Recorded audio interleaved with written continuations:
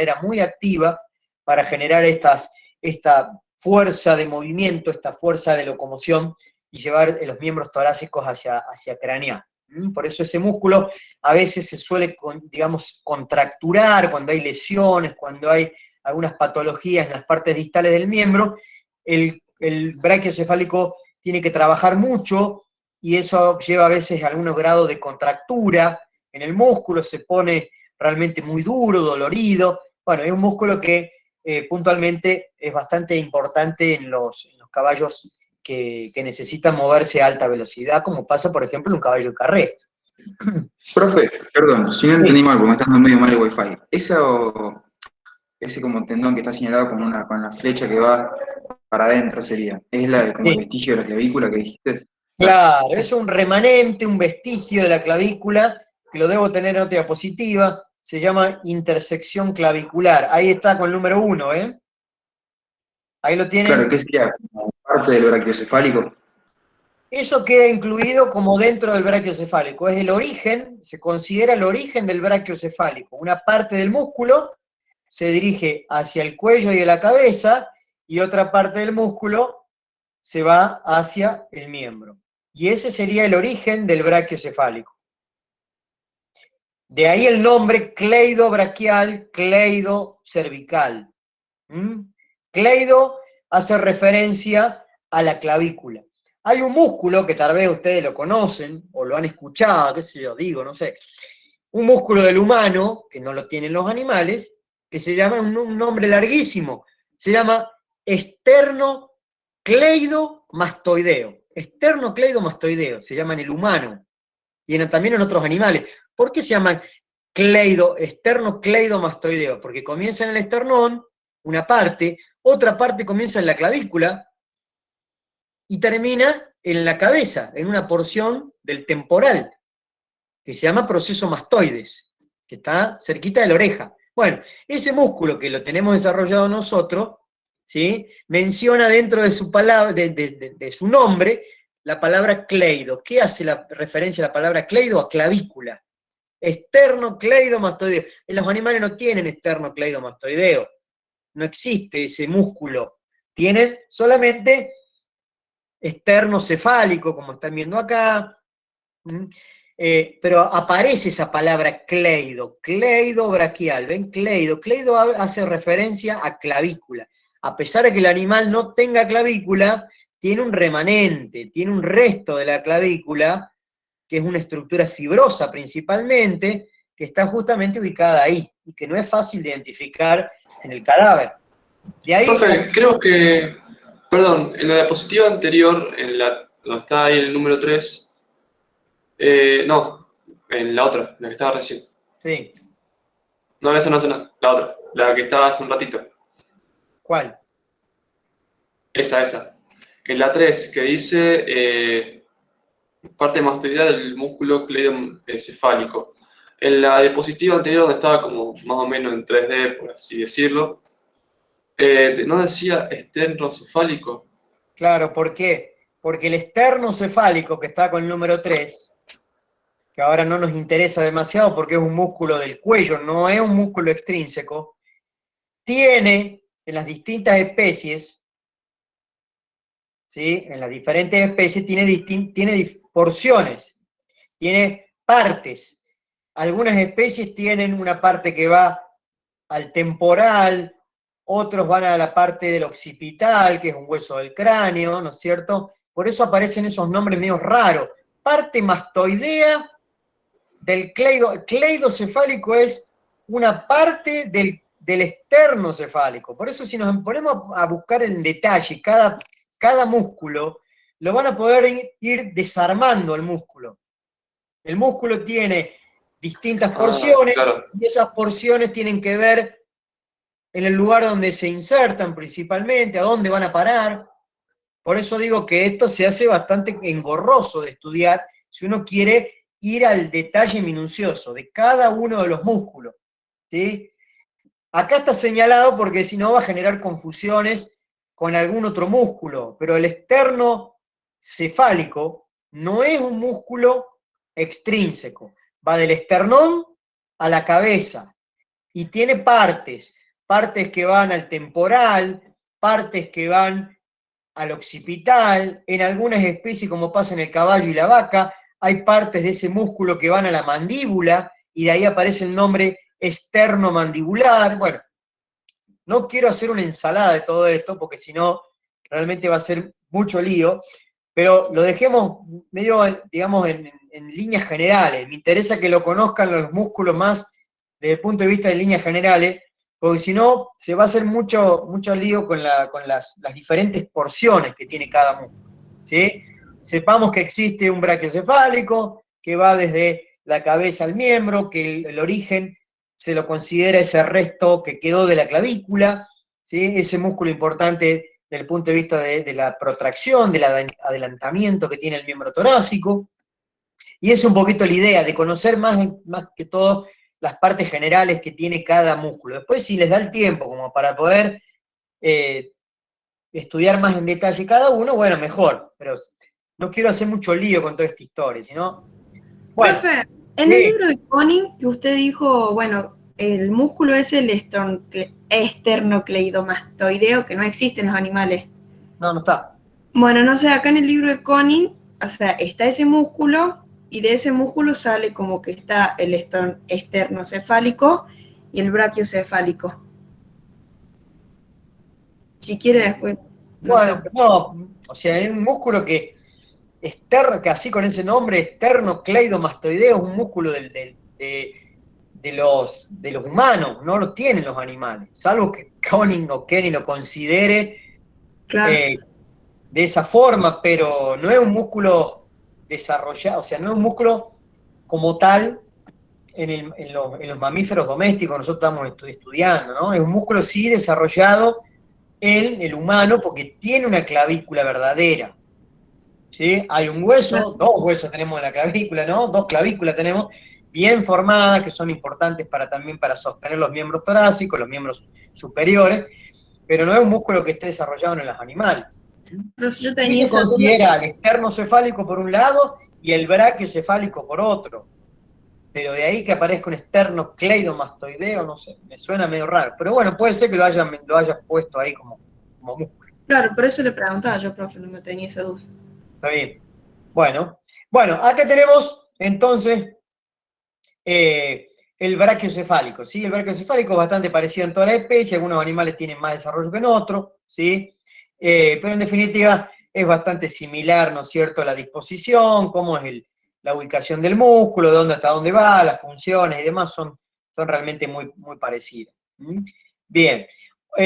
Otro músculo importante y que cumple un rol antagonista, un rol opuesto sería, esa sería la traducción, es este músculo que no estamos viendo, ni justamente no estamos viendo bien desde dónde comienza, ni tampoco muy bien dónde termina, dónde está la inserción, pero este músculo que está acá, con el número 7, es un músculo que justamente por el tamaño que tiene, sobre todo por el gran desarrollo que tiene este músculo, se lo considera el dorsal ancho. Este músculo tiene un rol antagónico, opuesto respecto a lo que sería el brachiocefálico. Es decir, va a llevar el miembro hacia caudal, eso se llama retracción. Retrae el miembro, lo lleva completamente hacia atrás. No estamos viendo bien ni siquiera el origen, que estaría por acá arriba, el origen está justamente en la región torácica y lumbar de la columna, ni tampoco estamos viendo la inserción, porque va un relieve que tiene el húmero en su cara medial, que es bastante profundo, la inserción. Ese relieve se denomina tuberosidad para el redondo mayor. Es un relieve no articular que permite la inserción o la fijación de dos músculos, el dorsal ancho, por un lado, y otro músculo propio, que es justamente el músculo redondo mayor, que es un músculo que lo vamos a ver ahora en breve, cuando empecemos a estudiar los músculos intrínsecos, ¿no? Bueno, este dorsal ancho, que está con el número 7, es un músculo realmente muy potente, también es muy grande, también llamado antiguamente el ancho del dorso.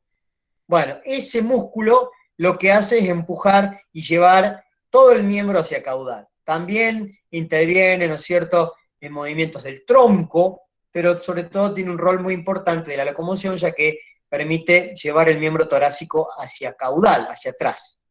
Bueno, ese es también un músculo muy interesante e importante del grupo de los extrínsecos.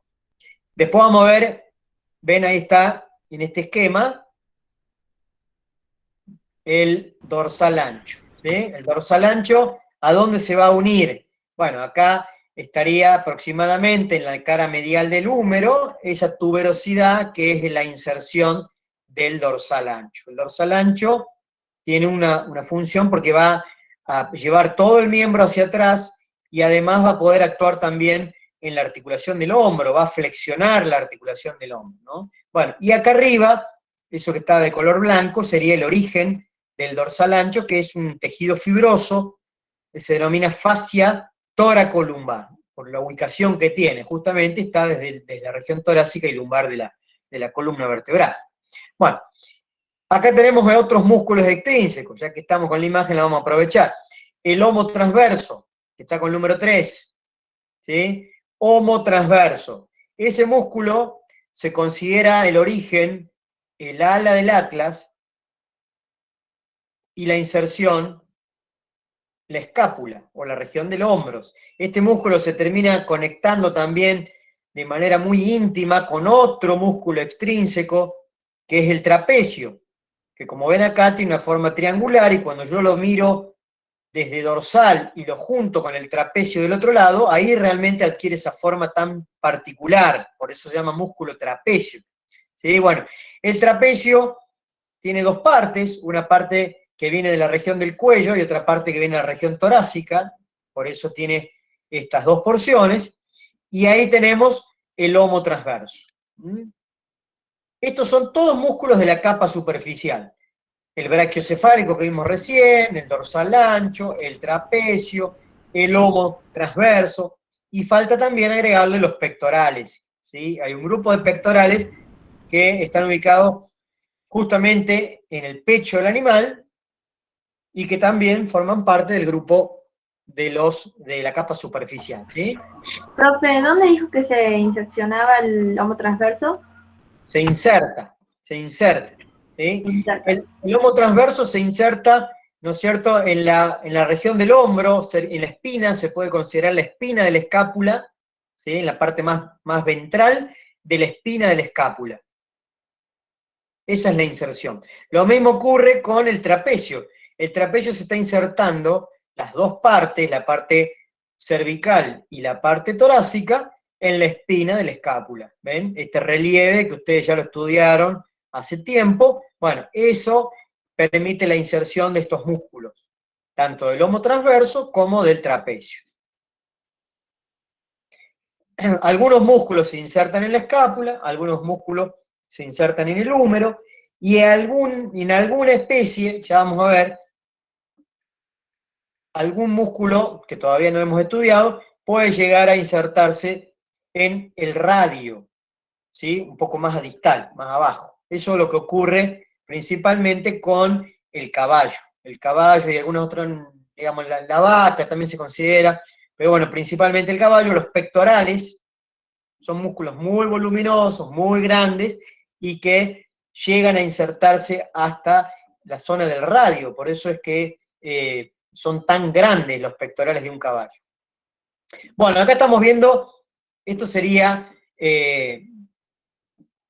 una disección superficial, ¿sí? Donde se ha quitado la piel, se ha quitado la fascia, la grasa, es decir, son muchas horas de trabajo para poder observar esto que están mirando ustedes, donde están marcados muchos de esos músculos que estuvimos mencionando recién.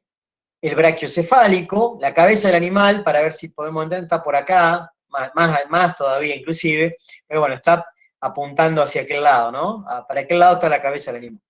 Acá estamos viendo el brachiocefálico. Fíjense que un músculo tiene una longitud importante, ¿no? Son músculos planos. Y acá tenemos la intersección clavicular. Para un lado la porción que se va hacia el cuello y la cabeza, y para el otro, lo que se va hacia el miembro. Las dos porciones. Estas partes corresponden entonces al brachiocefálico. Cleido cervical, cleido braquial, o cleido cefálico y cleido braquial, que es básicamente lo mismo. Eso todo Profe, corresponde al brachiocefálico. ¿Sí? ¿Cómo? el cleido braquial cubre parte del pecho, solamente la parte craneal del miembro. No, el pecho no, cubre la parte craneal, sobre todo de la región del hombro, del Bien. brazo, ¿no? Sí, no, el Bien. pecho no lo cubre. No, el pecho no. Está muy cerquita, digamos, medialmente se relaciona con el esternón y con los músculos pectorales, pero no cubre Claro, el por pecho. eso es la pregunta, digamos. Sí. Ujú. Bien. El homotransverso, fíjense que está un poquito tapado por el brachiocefálico. Acá esta parte se nota bien dónde termina, acá en la espina de la escápula, todo eso que estamos viendo, medio grisáceo, medio brillante, todo eso corresponde a la espina de la escápula y ahí se ve la inserción del homotransverso. Todo eso es homotransverso. La parte del origen no se alcanza a ver porque queda tapada por el brachiocefálico. ¿Sí? Queda como en un plano un poquito más profundo.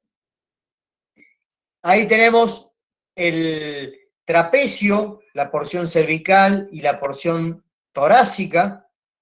Las dos partes van a terminar en la espina de la escápula. Si uno después se pone a estudiar, van a ver que el trapecio puede trabajar, o digamos, contraerse las dos partes simultáneamente, o puede contraerse la parte cervical o la parte torácica, y eso va a hacer también variar un poco el funcionamiento. Es un músculo que colabora para elevar el miembro, para llevar el miembro hacia arriba. La escápula se puede llegar a desplazar, no es que se puede, se desplaza sobre la pared corporal y puede elevarse. La escápula se puede ir para arriba un poquito. Bueno, esa elevación tiene que ver con contracciones musculares, sobre todo del trapecio, ¿no? Que lo eleva la escápula, la lleva hacia arriba. Sí, ¿qué van a preguntar? Disculpe, el 8 y el 9, pectoral descendente y transverso. ¿Cómo Sí. serían eso? Esos son partes del pectoral superficial. ¿Sí? Esto que vimos al principio, nos tenemos que ir a la primera, o casi la primera diapositiva. Fíjate lo que dice acá. Pectorales superficiales. Aparecen dos músculos dentro del grupo de los pectorales superficiales, el descendente y el transverso. Eso tiene que ver con la dirección de las fibras musculares. Cuando uno lo mira, el animal parado, y mira los pectorales, van a ver que algunos músculos, algunas fibras musculares, pareciera como que van hacia ventral y otras van en sentido horizontal. Por eso de ahí el nombre, pectoral descendente, parecieran como que bajan las fibras musculares, y pectoral transverso es porque van en un plano más horizontal. Claro, entiendo, sí, sí. Ese, Y aquí viene ese el movimiento, nombre, ¿no? profe, que dijo que realiza el trapecio, ¿sería como hacer un encogimiento de hombro para nosotros? Claro, como mover los hombros hacia arriba, exactamente. Llevar la escápula hacia arriba es como si fuese ese movimiento que hacen el trapecio. Exactamente. Bueno, ahí estamos viendo entonces la parte cervical del trapecio, la parte torácica. Se ve una parte del dorsal ancho que está con el número 7. ¿Sí? Eso se alcanza a ver. Es un músculo realmente muy, muy grande, muy amplio, muy ancho, por eso el nombre. Y se alcanzan a ver algunas partecitas también de los pectorales, ¿no? Del pectoral superficial, del pectoral profundo. Esta parte corresponde a la capa profunda de los pectorales, pero se alcanza a ver, hay una pequeña porción del pectoral profundo, más allá que es un grupo, pertenece al grupo profundo, pero hay una parte de este pectoral que se puede observar como superficial, ¿no? Es una cosa media contradictoria, si se quiere, porque se llama pectoral profundo, pero se puede ver bastante superficial. Bueno, pero es el comienzo principalmente. El comienzo del pectoral profundo se puede ver y se puede en algunas especies hasta apreciar por debajo de la piel, sobre todo en el caballo cuando está bien desarrollado la masa muscular, cuando está ejercitado, se puede llegar a observar el pectoral profundo. ¿sí? Una parte al menos del pectoral profundo se puede ver por debajo de la piel como se deforma, porque hay una gran masa muscular y muy ejercitada. Entonces, bueno, se ve un pedacito también de lo que son los pectorales, el 8 y el 9 son parte de los pectorales, pectoral superficial, la parte ascendente, perdón, la parte descendente y la parte transversa. Bueno, acá estamos viendo otra de la importancia del brachiocefálico, no solamente desde el punto de vista de los movimientos y demás, sino que este brachiocefálico, junto con este, que ya lo hemos mencionado en varias oportunidades,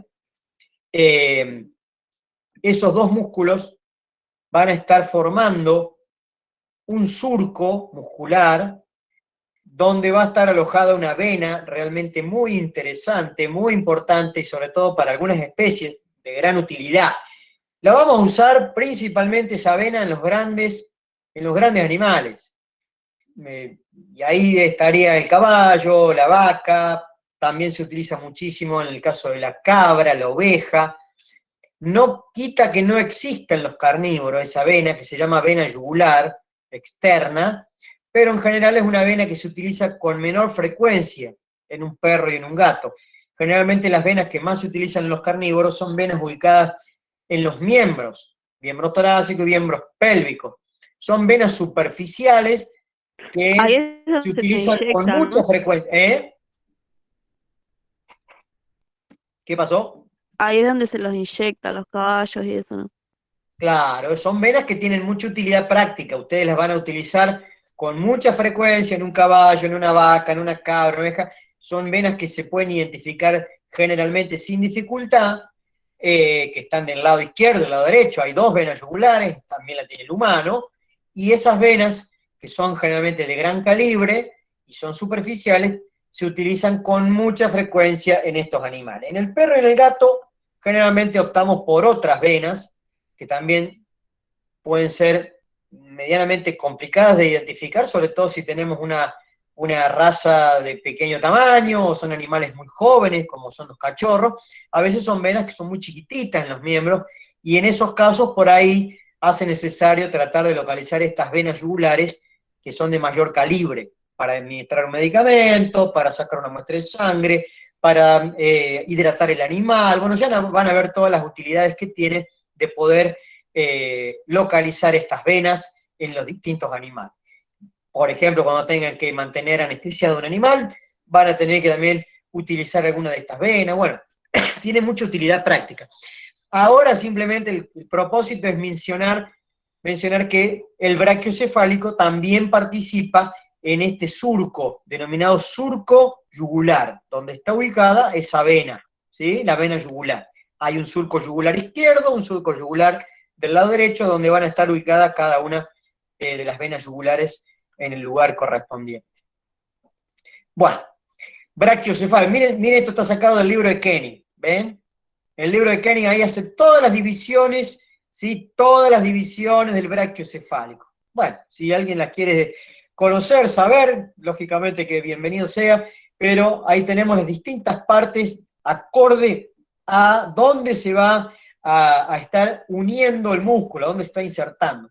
Ahí está el vestigio de la clavícula, lo que le da el nombre de esa parte de cleido. Cleido hace referencia a eso, al vestigio que queda de la clavícula, ¿no? Bueno, entonces una parte va al occipital, otra parte va al proceso del temporal, otra parte va al cuello. Bueno, cada uno va en distintas porciones, ¿no es cierto? Y de ahí le aparecen los nombres del brachiocefálico. Bueno, el esternocefálico, no nos interesa por ahora más que saber que existe un musculito que está muy cerquita de estos músculos extrínsecos, pero que no participa del grupo, no es un músculo extrínseco, y aparece otro músculo que es bastante controversial, porque algunos autores, algunos libros, dicen que el caballo no tiene homotransverso. Algunos autores dicen que sí, otros dicen que es una parte del brachiocefálico.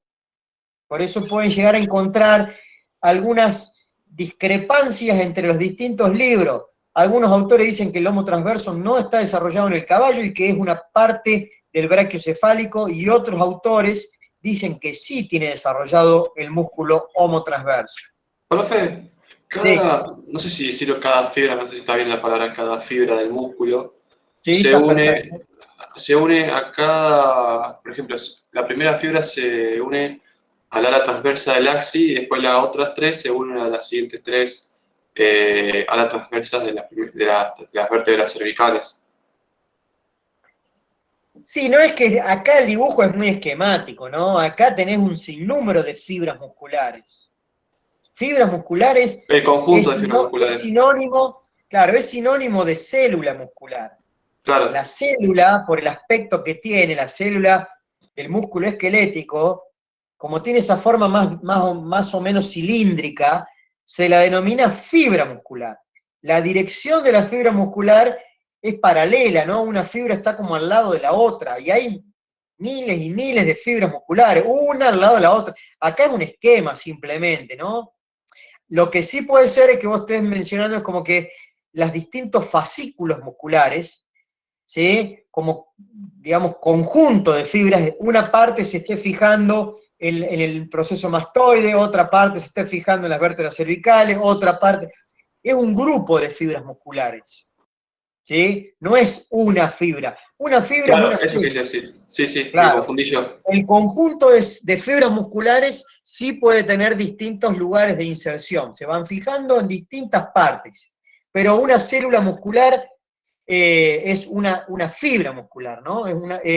Claro, es el término. Fibra muscular o fibra es exactamente lo mismo, son sinónimos y eso se utiliza con mucha frecuencia en el estudio de la miología de los músculos esqueléticos, ¿no? No del músculo cardíaco ni del músculo liso, que son músculos que están asociados a las vísceras, pero sí se usa con mucha frecuencia el término de fibra muscular para hablar de célula muscular, es lo mismo, ¿no?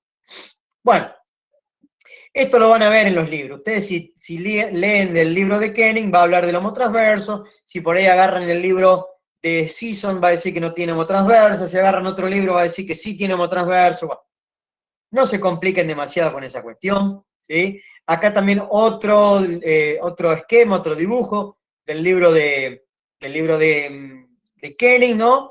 Y ahí tienen un poco todos los músculos que hemos estado mencionando, el brachiocefálico, fíjense el tamaño que tiene el brachiocefálico en un caballo, que está íntimamente relacionado con este homotransverso, que está en debate si tiene o no tiene. Ahí está el trapecio, miren el tamaño de este músculo, también son muy, muy grandes.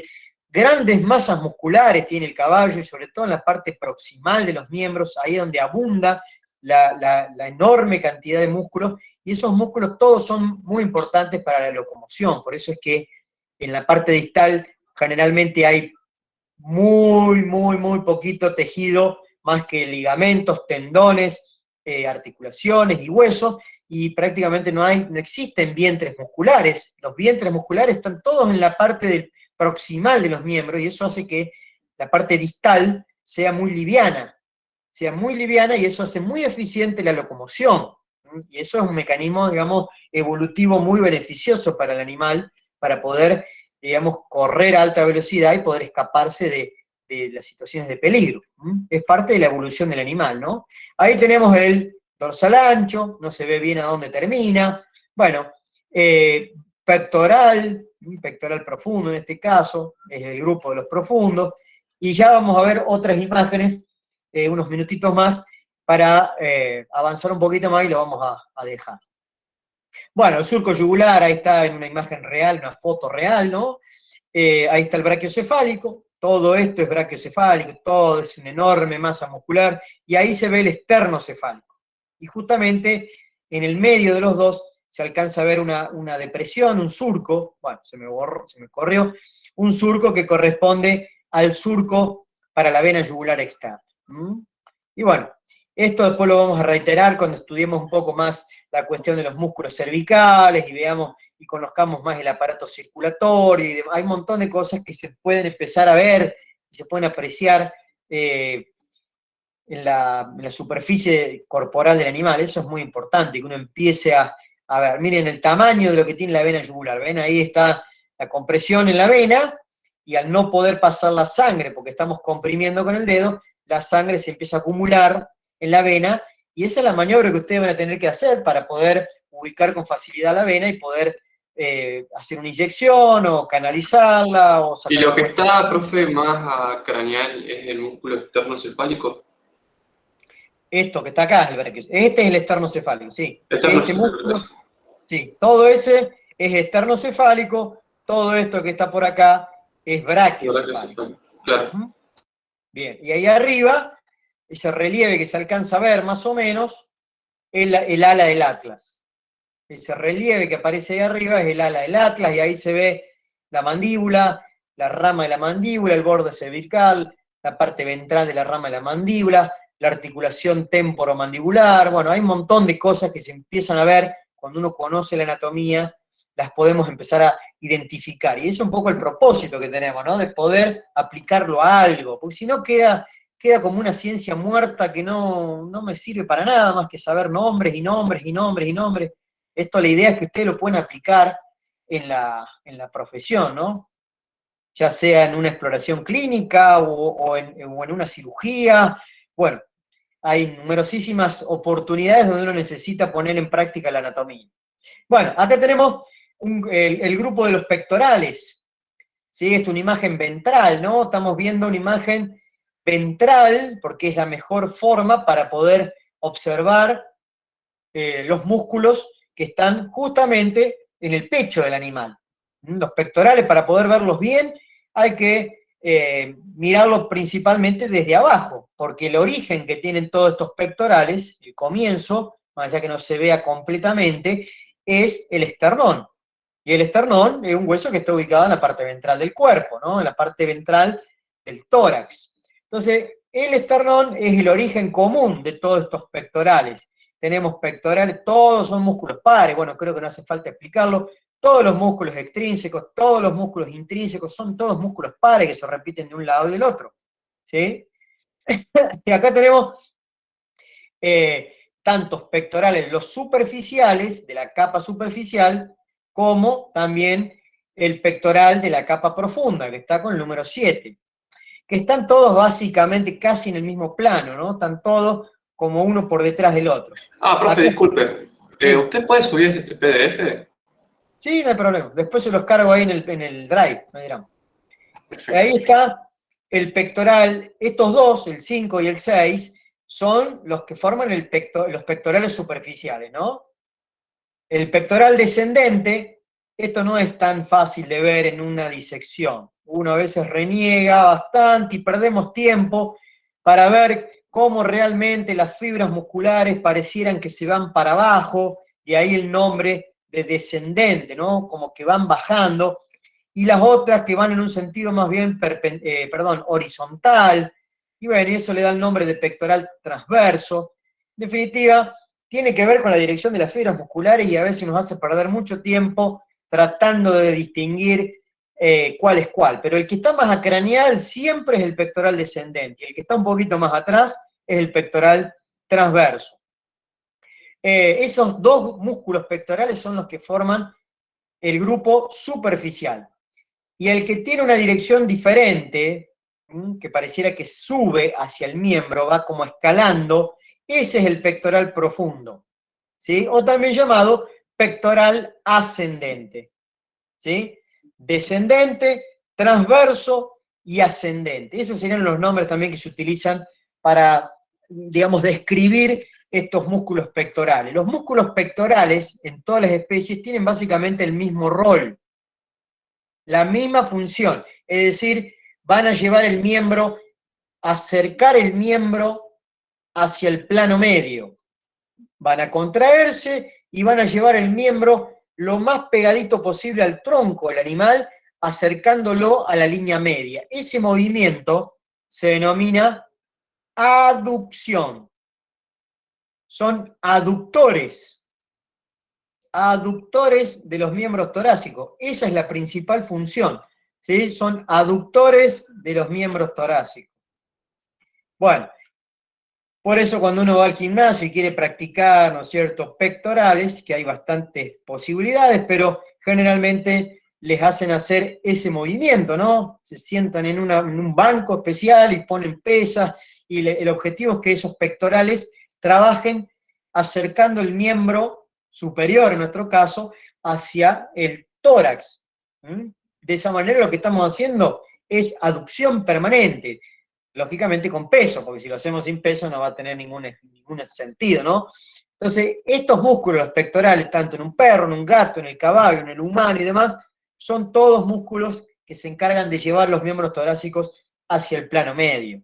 También tienen algunos roles secundarios, pero esta sería la función principal de los músculos pectorales. Profe, Sí, disculpe, el número 4, no, el número no, el 5, pectoral descendente, ¿está viendo sí. más hacia ventral que el 6? Si está más a ventral, Si está no, viendo más hacia ventral. no, en realidad los músculos, los dos músculos, pectoral, están inclusive muy pegados entre sí.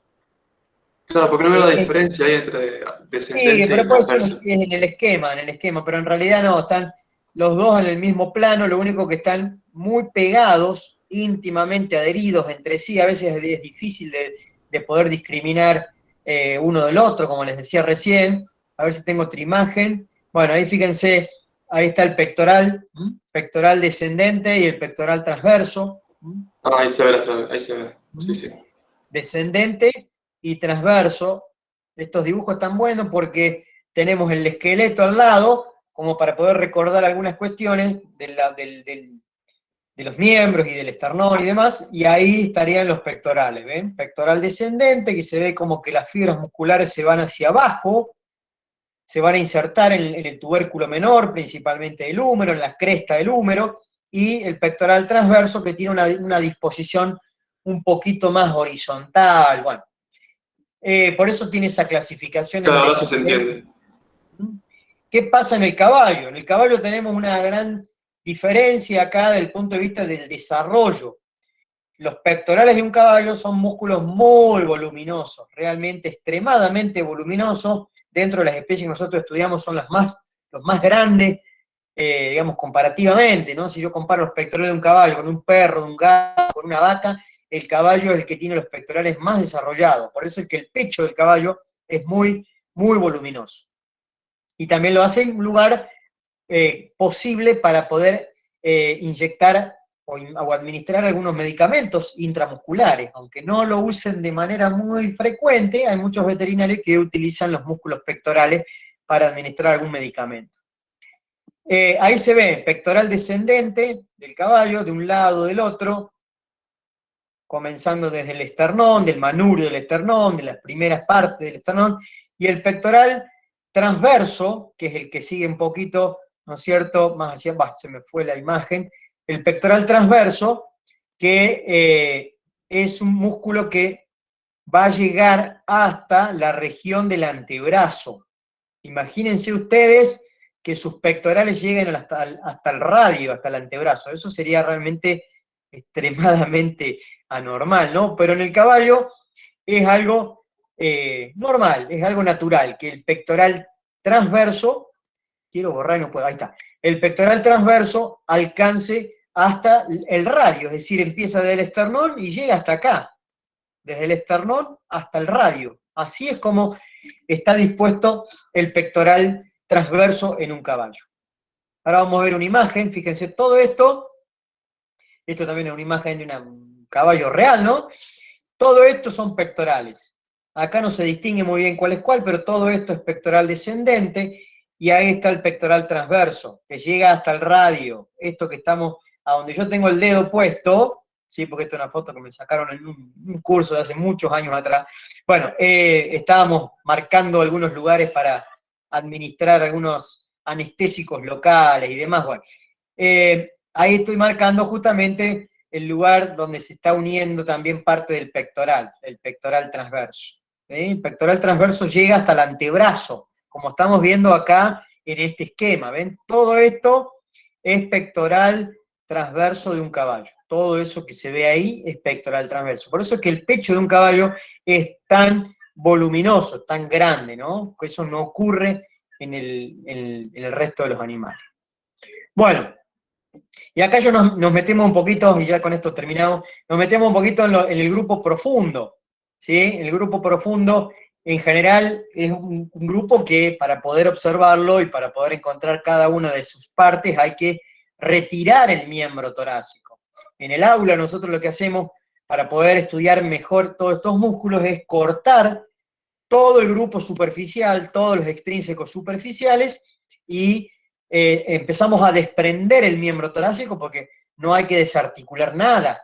El miembro torácico lo podemos quitar de manera completa, cortando simplemente músculos, cortando también algunos nervios, vasos sanguíneos y demás, pero no hay que desarticular ninguna articulación, porque no hay huesos conectando el miembro con el tronco. Entonces, para poder ver bien este grupo, hay que sacar completamente el miembro torácico. Más allá que hay algunas partecitas que se pueden llegar a ver sin necesidad de sacar el miembro torácico, pero en general para poder verlo bien hay que sacarlo de manera completa.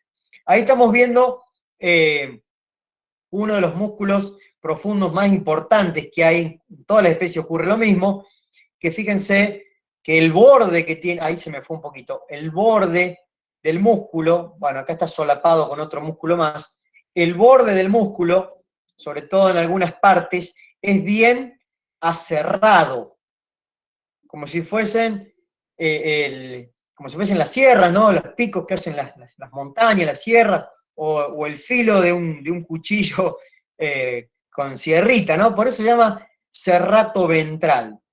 ¿Por qué? Porque se está uniendo acá, se está originando en realidad desde las costillas y una parte también desde la parte cervical de la columna, que no se ve bien porque justamente por encima hay otro músculo que está solapándolo, tapándolo, que es un músculo que no tiene que ver con el miembro torácico, pero bueno, ese músculo lo que hace es ocultar parte del origen cervical del serrato, y ese músculo, el serrato ventral, forma como una especie de abanico.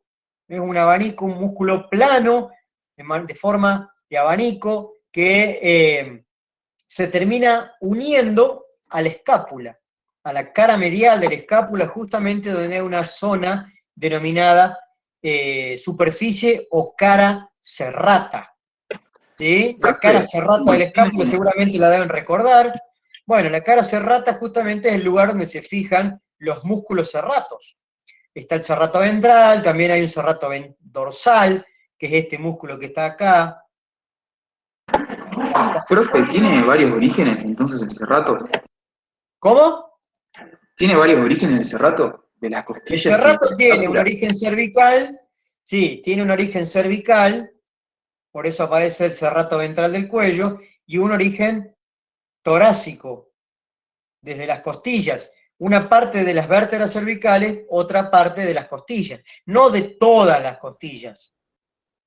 ¿Sí? Generalmente alcanza aproximadamente, dependiendo de las especies, la séptima, la octava costilla. ¿Sí? No se fija en todas las costillas que tiene el animal. Esas dos porciones terminan confluyendo en la parte serrata de la escápula. ¿Sí? Por eso forma como una especie de abanico. Si ustedes miran el dibujo acá, ven que hace como una forma de abanico. Y también está el Sí, serrato. parece como la ala de una mariposa, no sé qué. Claro. Fíjense que también existe el serrato dorsal, pero el serrato dorsal, ¿sí? El serrato dorsal es un músculo del tórax, que no, digamos, no se inserta principalmente ahí, en la parte serrata de la escápula, sino que tiene que ver con las paredes del tórax. Bueno, están todos muy cerquita un músculo del otro, por eso es difícil de ir independizándolos, y más en la virtualidad. Profe, ¿y eso que está en el serrato ventral, más a dorsal, tiene como una división ahí, como si fuera algo cuadrado, por así decirlo, que tiene como líneas casi horizontales? ¿Se ve? ¿Se entiende lo que digo? De Las líneas, marquitas amarillas, dices. No, más arriba, más arriba. En la imagen de abajo, en la imagen de abajo. en la imagen de abajo. Sí, ¿qué hay en la imagen? No, ¿qué pasó en la imagen de En el abajo? serrato ventral. Sí, vamos a borrar así se puede ver mejor. Sí, ¿qué pasó en el En la serrato? parte dorsal del músculo. Hay como una Sí, división. Ah, esas liñitas de punto, decís vos. Eso. No, las líneas de punto es porque en realidad por ahí abajo está marcando que están pasando otros músculos. Ah, claro. Es el recorrido de otros músculos que forman parte también del cuello, de la pared del tórax y demás. Bueno, esas liñitas de punto que aparecen justamente, este dibujo acá, estoy borrando en vez de escribir. Todo esto que está acá sería el lugar donde se fija en la escápula. Todo eso ahí es el lugar donde se va a insertar en la cara serrata de la escápula. Bueno, y las liñitas de punto que estaban justamente ubicadas ahí, es porque justamente abajo de eso, abajo de este músculo, aparecen otros músculos más. ¿Sí? Es una capa, digamos, hay muchos músculos, ¿no? Está terrible la cantidad de músculos que hay en el cuerpo de los animales. Bien. Claro. Borrar. Bueno. A ver, ¿qué podemos mostrar? Ahí tenemos el caballo, para que vean, y con esto ya terminamos. El caballo también es un músculo realmente muy voluminoso, muy grande, que tiene esa forma de abanico típica. Lástima que no puedo marcar de otro color, no sé cómo hacer para marcar de otro color. A ver si puedo. ¿Cómo sería esto? Che, no puedo marcar. Quiero marcar con otro color y no sé cómo. Propiedades, a ver. No, estoy haciendo cualquier cosa. No sé cómo. Bueno, sé que se puede marcar cambiar el color, pero no sé cómo. Ahora no me doy cuenta.